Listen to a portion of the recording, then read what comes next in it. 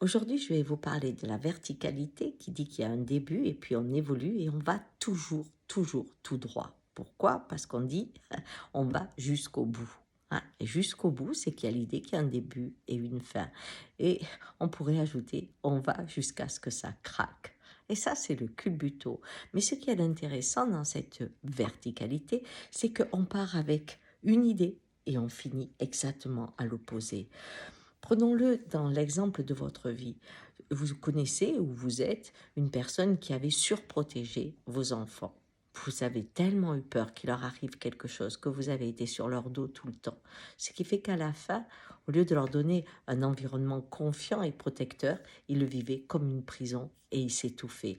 Et ce qui fait qu'au lieu de prendre de la force pour pouvoir naviguer librement dans le monde, eh bien, ils ont eu du mal quand ils sont sortis parce qu'ils n'étaient pas aguerris petit à petit à la rencontre avec l'inconnu.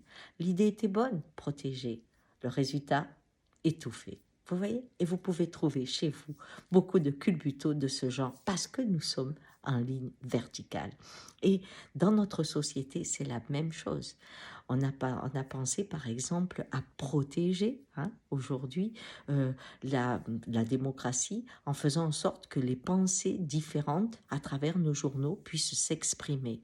Et on a associé cette expression avec des subventions pour que justement on protège la diversité. Simplement, nous avons soumis à l'économie l'ensemble du monde, ce qui fait que les gens très très riches ont acheté les médias et qu'aujourd'hui touchent toujours les subventions. Le principe reste le même, mais ça leur permet d'être encore plus dans la dictature de la pensée. On allait dans le multiple, on avait créé un environnement pour le maintenir et on finit dans la pensée du un. C'est ça le problème, c'est ce culbuto. Alors, les Indiens ont plutôt la balançoire et le cercle. En quoi ça change?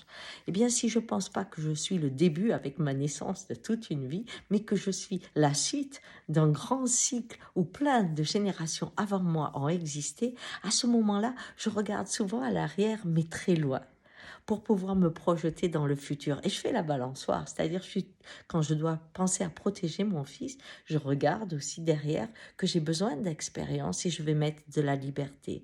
Protection, liberté et pas à fond protection. Je suis toujours dans la dynamique du paradoxe.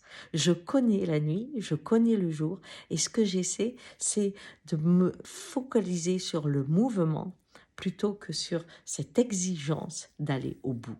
Voilà. Allez, bonne journée.